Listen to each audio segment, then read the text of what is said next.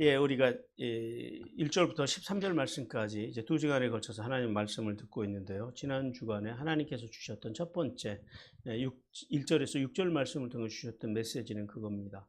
성도는 하나님이 주신 꿈 안에서 성실과 정직으로 살아갈 때 그 꿈을 이루어 복되게 하시는 하나님을 만나게 된다는 사실을 믿어야 한다라는 겁니다. 예, 성도는 꿈, 진리, 말씀 안에서 성실과 정직으로 살아가야 된다는 거죠.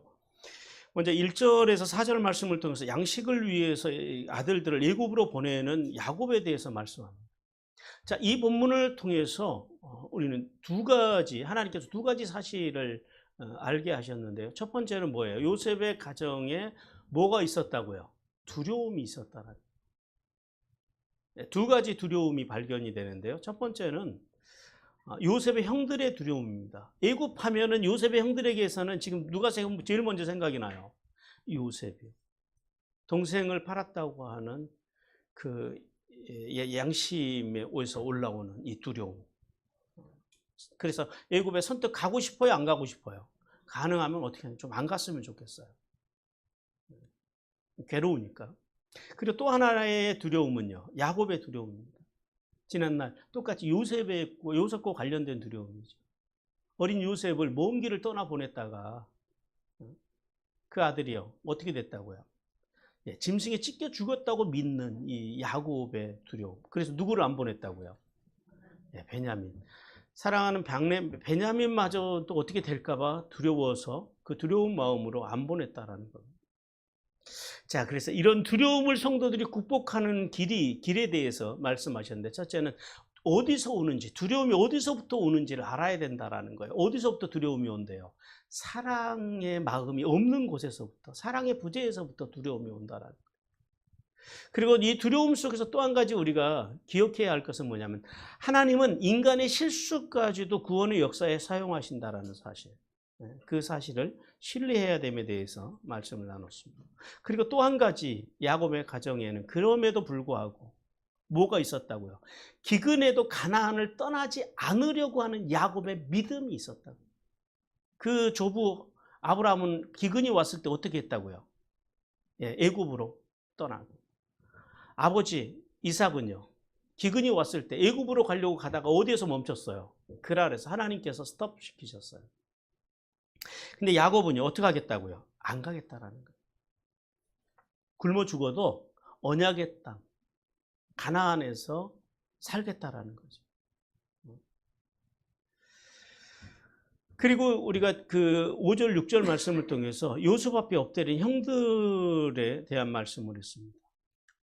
이 형들과 요셉의 이제 그 상봉 사건을 통해서 하나님께서 우리에게 네 가지 사실을 알게 하셨는데요. 첫 번째는 애굽으로 내려간 형들을 하나님께서 누구로 소개하셨다고요? 이스라엘의 아들들. 무슨 말이에요? 지금 이게 그 곡식을 사러 가는 것이 사적인 일이에요? 공적인 일이라고요? 공적인 일이라는 거예요. 하나님의 구원의 역사 속에 다 이제 있는. 그 다음에 둘째는 기근이 가나안에도 있었다라는 거예요. 가나안에 누가 있어요? 하나님의 종이 있잖아요. 거기 누가 살고 있어요? 야곱이 살고 있잖아요. 근데 그 땅에도 어떻게 해요? 기근이 왔다 안 왔다. 그러니까 예수 믿어도 삶의 인생의 문제는 온다 안 온다? 온다라는 거예요. 세 번째는 총리 요셉이 형들이 직접 맞이합니다. 두 가지 경우를 봤죠. 하나는 국가 안보에 관련해서 외국에서 오는 사람들은 직접 요셉이 접견을 해서 정탐꾼인지 아닌지를 분간하기 위해서 그랬을 수도 있고, 하나는 형들을 대면하고 싶은 마음에서 그랬을 수도 있겠다라고 하는 두 가지 가능성에 대해서 말씀을 나눴습니다. 그리고 마지막 네 번째는 20년 전에, 여기가 이제 하이라이트예요. 요셉의 꿈이 어떻게 됐다고요? 현실로 이루어졌다라는 겁니다. 자, 하나님의 말씀, 꿈을 믿는 자와 그 꿈을 조롱하는 자의 삶의 차이. 우린 이걸 알아야 됩니다. 하나님의 꿈을 믿는 사람, 말씀을, 진리를 믿는 사람. 그래서 교회 안에는 하나님의 진리, 말씀을 믿는 성도들이 있고, 믿지 않는 사람들, 하나님의 말씀을 조롱하는 사람들, 뭐 니들이 그까짓 거 성경 구절 몇 개 좀 공부하고 성경 공부한다고 이런 식으로 접근하는 교인들이 있다라는. 그리고 말씀 없이 교회 다니는 사람들이 교회 안에 많다 적다? 많다라는 거죠. 근데 그들의 결말을 이제 요셉과 형들을 통해서 하나님께서 보여주셨습니다. 자, 오늘 두 번째 메시지 같이 읽겠습니다. 시작. 성도는 회개할 기회가 있을 때 시구의 신앙으로 회개하는 자에게 하늘의 복과 땅의 복이 열린다는 사실을 깨달아야 한다. 예, 기회에 대한 말씀. 기회.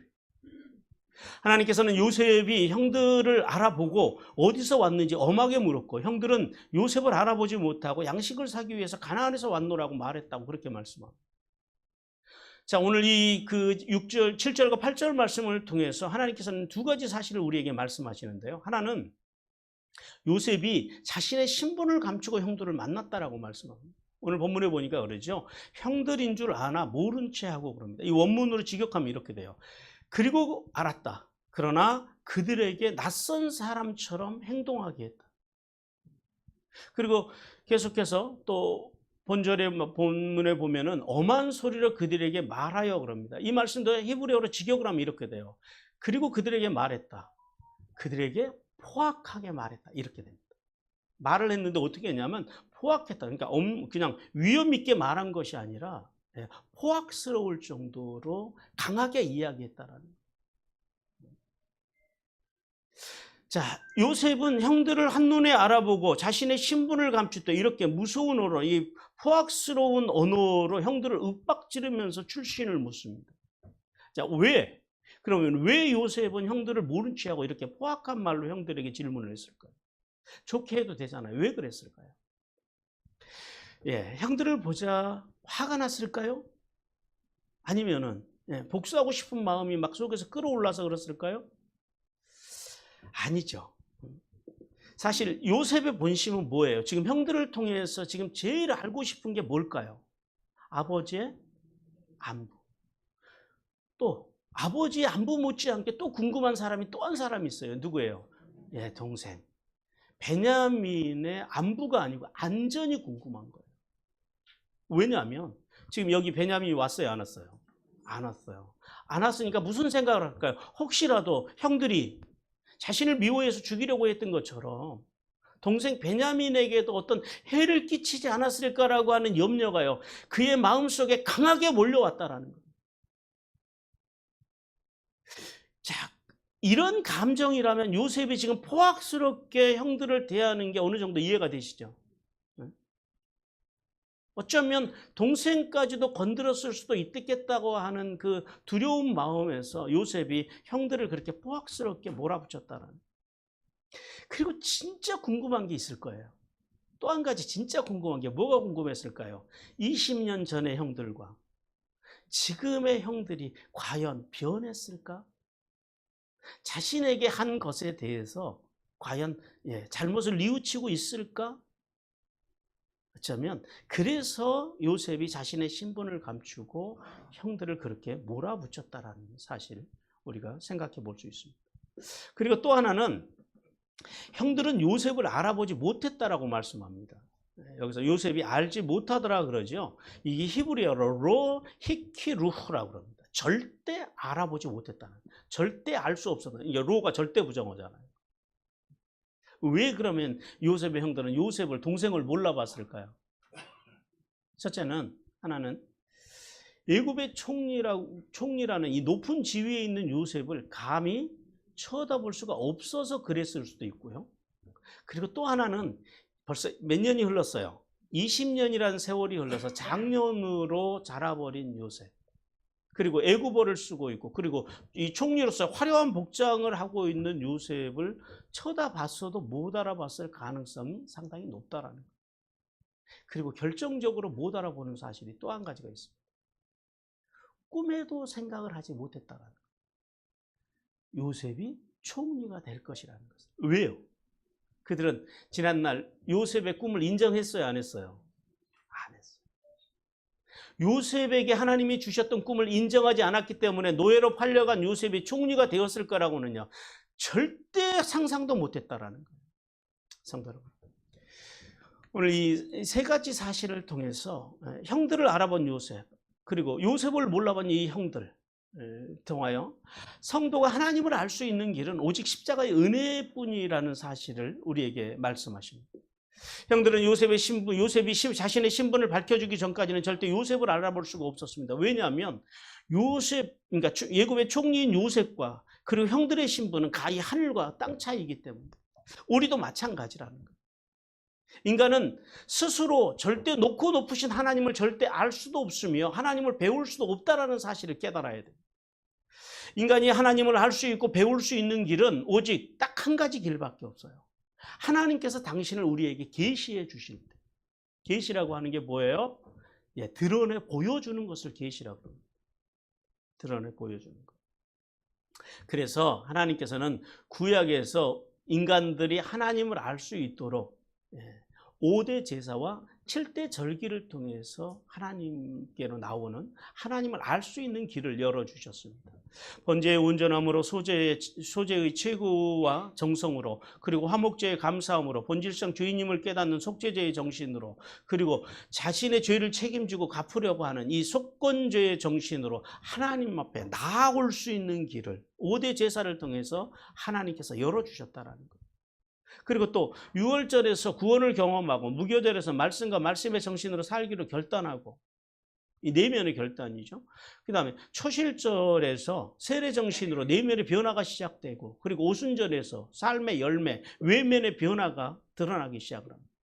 그리고 나팔절에서 삶의 변화를 간증하기 시작하고, 대속죄의 일로 사람들을 하나님께로 초대하고, 그리고 장막절, 즉 함께 하나님의 나라를 누리는 삶, 그 삶으로 하나님과 동행하며 뭐하도록요? 성장하도록 하나님께서 이 두 가지 길을 열어주셨다.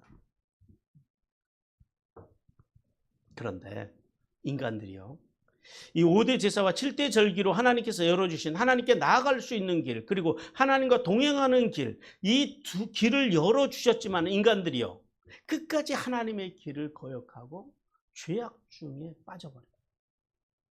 자, 이쯤 되면 하나님께서 어때요? 포기하실 것 같으세요? 안 하실 것 같으세요? 하나님은 절대 포기를 안 하십니다. 언제까지요? 우리가 이 땅에서 목에 숨이 붙어 있는 날까지, 그 순간까지 우리를 포기하지 않으십니다. 절대 인간을 포기할 수 없으셨던 하나님께서는 최후의 방법으로 누구를 보내주셨어요? 독생자 아들 예수 그리스도를 보내셔서 누구든지 예수 그리스도를 믿으면 하나님을 아버지라고 부를 수 있는, 그러니까 하나님을 아버지로 부를 수 있다라고 하는 건 뭐예요? 하나님의 나라에 이를 수 있는 그 길을 하나님께서 열어주셨다라고 말씀합니다. 갈라디아서 4장 6절 같이 읽겠습니다. 시작. 너희가 아들인 고로 하나님이 그 아들의 영을 우리 마음 가운데 보내사 아바 아버지라 부르게 하셨느니라. 우리를 당신의 아들로 예수 그리스도를 통해서 당신을 내 자녀로 삼으시고 우리 마음속에 성령님을 보내셔서 하나님을 아빠 아버지,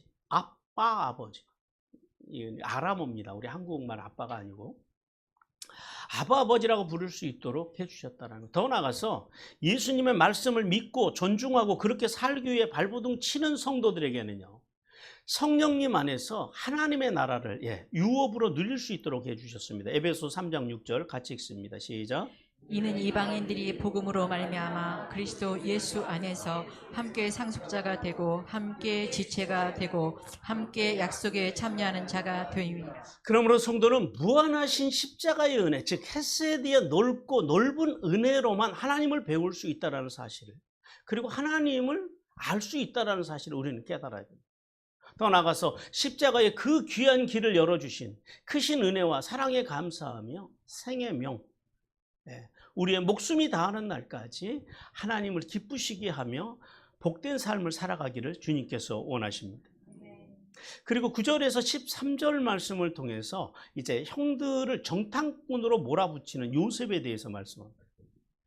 자, 하나님께서는 요셉이 자신에게 절을 하는 형제들을 보면서 지난날 꾸었던 꿈을 생각하였다고 말씀합니다. 그리고 요셉은 형들을 정탐꾼으로 몰아붙였으며 형들은 자신들의 신분을 증명하기 위해서 가족사를 이야기했다라고 말씀합니다. 자, 본문을 통해서 하나님께서는 우리에게 세 가지를 알게 하시는데요. 첫 번째는, 하나는 뭐냐면 요셉이 어린 시절의 꿈을 기억했다고 그렇게 말씀해요. 오늘 본문에서 그러죠. 요셉이 그들에게 대하여 꾼 꿈을 생각하고 그 꿈과 그 꿈의 내용이 어떤 거였어요? 형제들과 관련된 꿈이죠.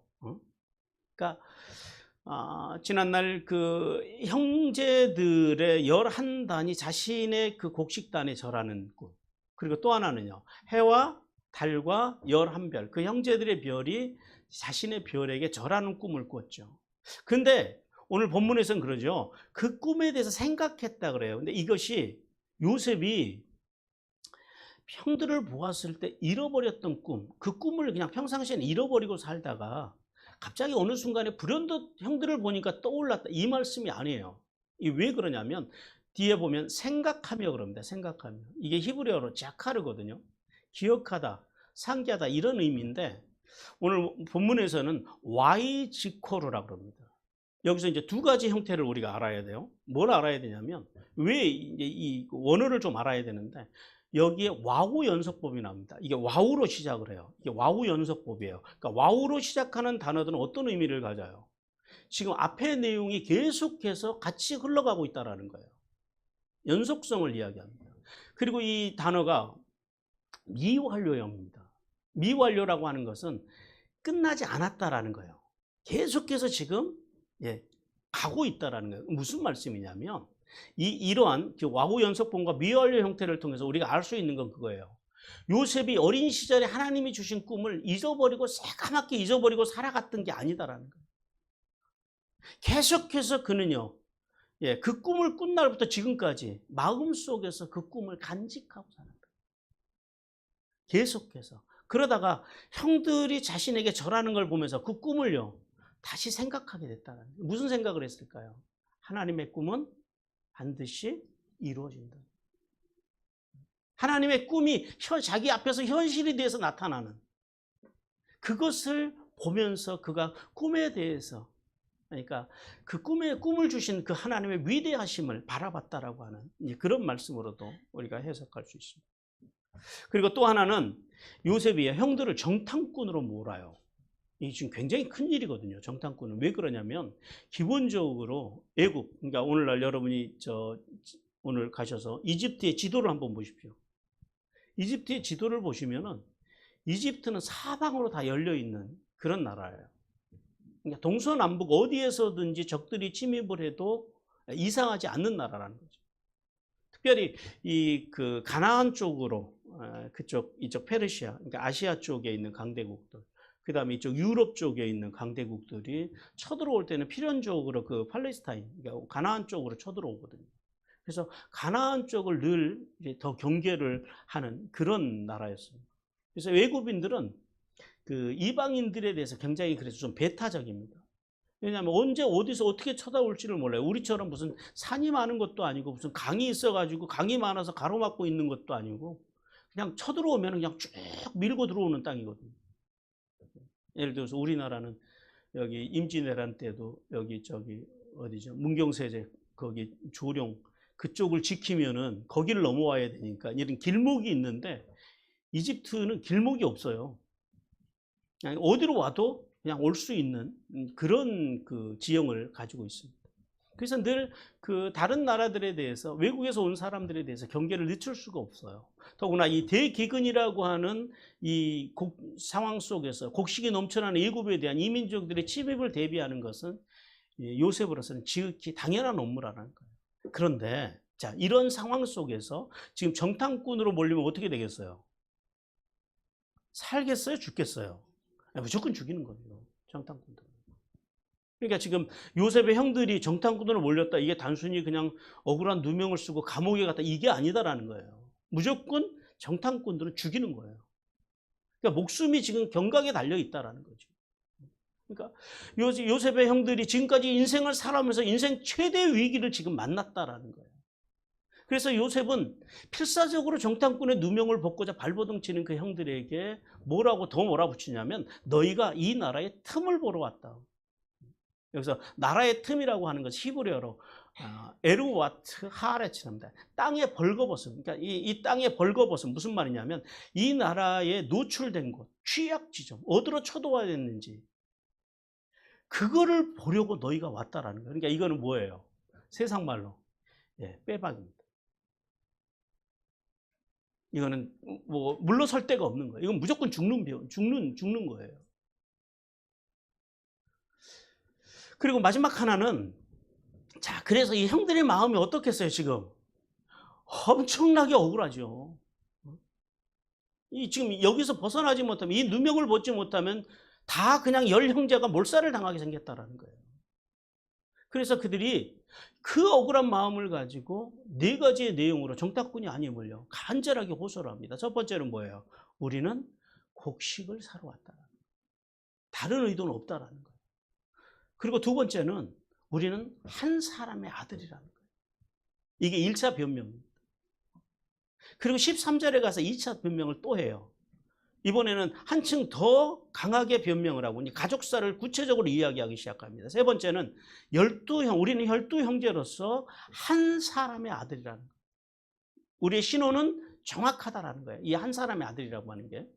그리고 마지막 4번째로 변명을 하는 게 그거죠. 막내 동생은 아버지와 함께 있다. 가나안에 있고, 그런데 한 형제가 더 있었는데 그 형제는 오늘 본문에 보니까 뭐라고 그래요? 없어졌다 그래요. 자, 보세요. 필사적인 이 형들의 변명 속에서 요셉이 궁금했던 3가지가 지금 다 나왔어요. 지금 이걸 듣고 싶은 거예요. 첫째는 아버지의 생존이 확인이 됐죠. 아버지가 살아계시구나 확인됐고, 두 번째는 사랑하는 동생의 이 안전의 문제. 이 형들이 동생은 건들지 않았구나. 동생이 무사하구나. 아버지가 잘 보호하셨구나. 이제 여기까지 확인이 됐어요. 여기까지는 참 기분이 좋았는데 요셉이 마음이 상하는 것이 하나가 확인이 됩니다. 여전히 자신을 애굽에 판 일에 대해서 부정직한 형들. 오늘 본문 속에서 그런 형들의 모습을 요셉이 봤다라는 거예요. 요셉의 형들은 요셉 앞에서 정탐꾼이 아님을 증명하기 위해서 자신들의 이야기를 하는 중에 형제 중 하나는 애굽에 팔았다고 말하지 않아요. 뭐라고 그러냐면 없어졌다라는 거예요. 오늘 본문에 보면 이게 아인이라고 하는 단어거든요. 아인이 무슨 말이냐면은 이렇게 아예 없어졌다라는 게, 다른 말로 하면 죽었다라는 거예요. 물론 뭐 형들의 입장에서는 요셉을 애굽에 팔았는데 애굽에서 가서 아마 죽었을 것이라고 그렇게 생각해서 그렇게 이야기했을 수는 있죠. 근데 요셉의 입장에서는요. 이제 지금 요셉의 입장에서 봐야 돼요. 요셉의 입장에서는 여전히 자신들의 잔인한 행위에 대해서 정확하게 밝히지 않고 두리뭉실하게 회개하지 않는 형들의 모습을 보고 실망했을 거라는 거예요. 자, 성도 여러분, 하나님께서는 이 본문을 통해서 우리에게 2가지를 말씀합니다. 첫 번째, 같이 한번 읽어볼까요? 시작. 결국 하나님을 뜻을 품고 살아가는 성도에게 마지막 승리를 주신다고 말씀하십니다. 하나님은 뜻을 품고 하나님의 뜻을 마음에 품고 살아가는 사람들. 무슨 말이에요? 하나님의 말씀과 말씀의 정신으로 발버둥 치는 성도들. 그 성도들에게 마지막 승리를 주신다라는 거예요. 자, 총리로서 형들 앞에 서 있는 요셉. 그림을 한번 그려보세요. 그리고 그 자신들이 팔았던 동생 앞에서 지금 목숨을 구걸하고 있는 형들의 모습. 그림이 그려지세요? 여러분, 이 두 인생의 차이가 어디에서 왔느냐라는 거예요. 이 두 인생의 차이. 자, 요셉의 인생의 결과는 뭐예요? 꿈. 즉, 하나님의 뜻을 마음에 품고 하나님의 함께 하심을 믿으면서 고난 중에서도 어떻게 살았다고요? 정직하고 성실하게 살았다. 그러니까 요셉의 인생을 딱 3단어로 정리할 수 있어요. 함께 하신 하나님을 믿고 그리고 정직하고 성실하게 살았다. 그래서 지금 요셉의 삶의 결과는 여기까지 온 거예요. 반면에 요셉의 형들의 삶의 결과는 어때요? 하나님의 뜻을 분별하지 못하고 교만함으로 하나님의 꿈을 꾼 하나님의 종을 비웃고 조롱하고 시기하고 심지어는 죽이려고 하고 노예상에게 팔아버린 결과가 오늘 바로 요셉의 형들의 삶의 결과라는 사실을 우리는 깨달아야 됩니다. 따라서 성도는 잘 산다라는 게 뭐예요? 신앙으로 믿음으로 잘 산다라는 거. 의로우신 예수님의 말씀과 말씀의 정신을 확고하게 붙들고 살고자 발버둥치는 것. 그래야 할 때 하나님께서는 우리에게 뭐가 넘치게 하세요? 강하고 활력이 넘치는 생명. 그 생명, 즉 영원한 생명을 주신다라는 거예요. 그러니까 장차 우리가 하나님 앞에 갔을 때 요셉처럼 우리가 왕노릇하게 될 거라는 거예요. 반면에 슈브의 신앙도 없이 죄악에 집착하며 사는 것, 이 땅의 것들, 만모니즘, 세속적인 번영, 기복주의 이런 것들에 집착하고 살아가는 인생들은요, 결국 쇠약해지고 비참한 인생으로 종말을 맞이할 수밖에 없다는 사실을 깨닫기를 주님께서 원하십니다. 우리 잠언 11장 19절 같이 읽습니다. 시작. 공의를 굳게 지키는 자는 생명에 이르고 악을 따르는 자는 사망에 이르느니라. 네, 어떤 악이 뭐예요? 악이 나쁜 짓이 아니에요, 여러분들. 성경에서 악이라고 하는 단어가 나오면 물론 나쁜 짓도 악이지만은 진짜 악이 뭐라고요? 하나님에게서 하나님의 말씀에서 떠나 살아가는. 교회를 다닌다고 해서 다 선이 아니에요, 여러분들. 말씀과 말씀의 정신이 없이 하마르티아, 말씀에서 하타, 히브리어로는 하타, 헬라어로는 하마르티아라고 하는데 관역에서 빗나간 것, 그것이 악이다라는 거예요. 그게 죄라는 거예요. 거기서 빗나간 사람들은 어떻게 된다고요? 사망에 이른다. 우리가 이 사실을 깨달아야 돼요. 그러므로 성도는 견디기 힘든 환난의 시간과 억울한 일 가운데서도요, 요셉과 같이 하나님이 주신 꿈을 믿어야 돼요. 하나님의 말씀을 믿어야 돼. 진리를 물어야 돼요. 그리고 부르심에 합당한 삶을 살기 위해서 하나님의 백성으로, 하나님의 자녀로 예수 믿는 사람답게 살기 위해서 예수 그리스도의 인격, 은혜가 흐르고 사랑이 흐르고 교통이 흘러넘치는 그 인격 신앙으로 살기 위해서 발버둥침으로 결국 고난을 승리의 영광으로 바꾸어 주실, 이 땅에서의 모든 고난을 장차 하나님 앞에서 영광의 면류관으로 보상해 주실 그 하나님을 믿고 복된 삶을 살아가기를 주님께서 원하십니다. 그리고 두 번째는 슈브의 신앙을 가진 성도만이 죄에서 해방될 수 있다라고 말씀합니다. 자신들을 이 정탐꾼으로 몰아가는 애굽의 총리로 인해서 형들의 마음이요, 지금 얼마나 그 형들의 마음이 억울했겠어요. 요셉을 판 땅으로 양식을 구하러 오는 것이 사실 이게 썩 좋았어요, 안 좋았어요? 내키지 않았다라는, 별로 오고 싶지 않은 땅이었어요. 왜냐하면 이 동생에 대한 기억 때문에. 그런데 그 땅에 와서 자신들이 지금 뭘로 몰렸다고요? 정탐꾼으로 몰려서 죽게 되었다라는. 그러니 이게 세상 말로 얼마나 이게 환장하고 팔짝 뛸 노릇이냐고. 오고 싶지도 않았는데. 굶어 죽으면 죽었지 별로 그렇게 오고 싶지도 않은 그 땅에 아버지의 명령으로 왔더니 오자마자 정탐꾼으로 몰려 죽을 위기에 몰렸다는. 사실은 우리가 이 대목에서 형들이 정상적이라면 여기서 지금 뭐와 직면을 해야 돼요? 자신들로 인해서 억울했어요. 자신들로 인해서 아파했을 그 동생 요셉의 아픔과 직면을 해야 된다는 거예요. 물론 이제 나중에 하긴 해요. 근데 여기서는 지금 안 하잖아요. 어디 가서 해요? 감옥에 들어가서야 한다는 거예요. 기회가 있을 때 빨리 했으면 얼마나 좋았겠어요. 기회라는 거죠. 그런데 그들은 실망스럽게도 위기에서 벗어나려고만 할 뿐 자신들에 의해서 고통을 당하고 애굽 땅에서 고생을 했을 요셉의 그 아픔에 대해서는 누구도 생각하지 않았다라는 거예요. 그들은 도리어 정탐꾼이 아님을 증명하기 위해서 가정사를 공개하면서 안 했으면 좋았을 것을, 형제 중 하나는 없어졌다고만 그냥 그렇게 두루뭉실하게 그렇게 둘러대고만 있다라는 거예요. 이러한 상황은 요셉이 의도적으로 만든 상황이지만은 형들에게는요, 공적으로 자신의 죄와 직면하고 회개할 수 있는 절호의 기회였습니다. 왜냐하면 하나님께서는 지금 요셉의 형들에게 돌아올 수 있는 기회를 이렇게 요셉 앞에서 지금 열어주고 계시기 때문에. 사실 요셉은 지금 형들에 대한 상처가 요셉의 마음속에서는 어떻게 됐어요? 정리가 됐어요, 안 됐어요? 다 됐어요. 누구를 낳을 때요? 므낫세를 낳을 때. 므낫세가 무슨 의미라고요? 잊어버렸다라는. 과거에 형들에게 받았던 그 상처들, 가나안에서 받았던 상처들, 애굽 와서 고생했던 그 13년간의 세월들, 그 삶을 누가 보상해 주셨다고요? 하나님이요. 그 모든 아픔들을 덮고 넘을 만큼 하나님께서 그렇게 보상해 주셨다라는, 그래서 그 하나님을 므낫세를 낳으면서 이미 고백했다라는 거예요.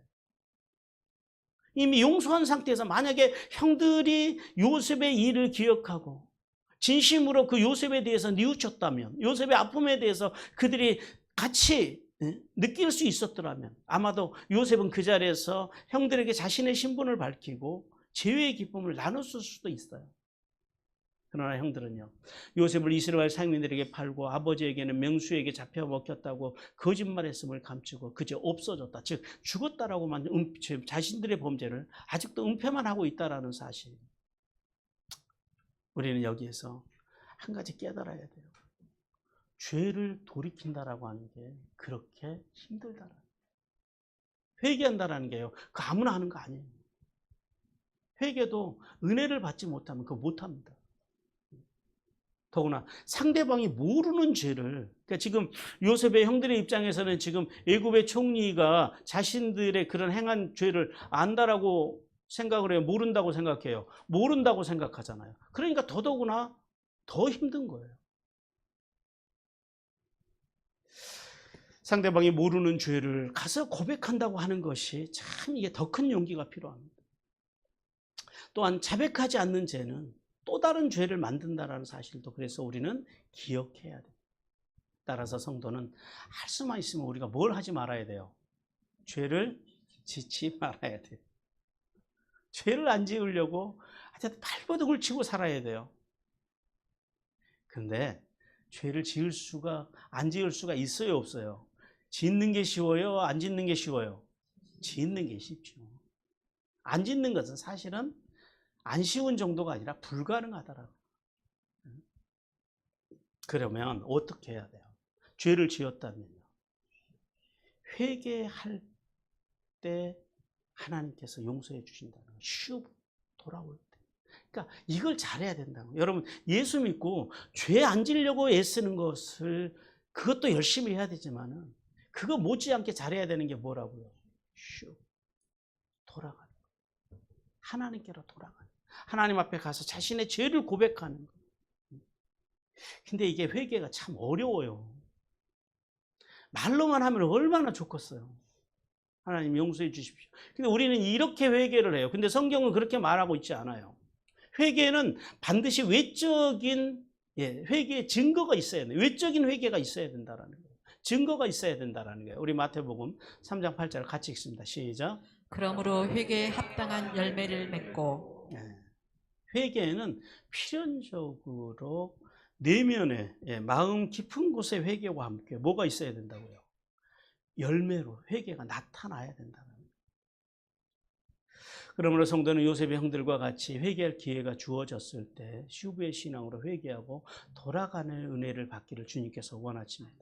왜냐하면 그렇지 않으면 이제 이 다음에, 이제 다음 주에 들어야 할 말씀, 그 다음에 그래서 형들이 어디로 가요? 감옥에 가요. 그 감옥에 가서야 형들이 비로소 거기에서 요셉을 기억해냅니다. 결국 기회가 있을 때, 회개할 수 있을 때 회개하지 않으면요, 결국 감옥 즉 형벌이 기다리고 있음을 깨닫기를 주님께서 원하십니다. 사랑하는 성도 여러분, 죄를 지었을지라도 오늘 내가 살아있다는 것은요, 아직도 회개할 기회가 있다는 거예요. 이게 은혜입니다. 따라서 회개할 것이 있다면 슈브의 신앙, 즉 속죄제와 속건제의 정신으로 속히 회개하기로 결단하는 은혜가 임하기를 주님께서 원하십니다. 더 나아가서 이 세상을 떠나서 하나님 앞에 서는 순간 더 이상 그때는 기회가 없다라는 사실을 기억하고 속히 슈브의 신앙으로 돌아감으로 하나님의 은혜와 사랑 가운데서 복된 삶을 살아가기를 주님께서 간절히 원하십니다. 우리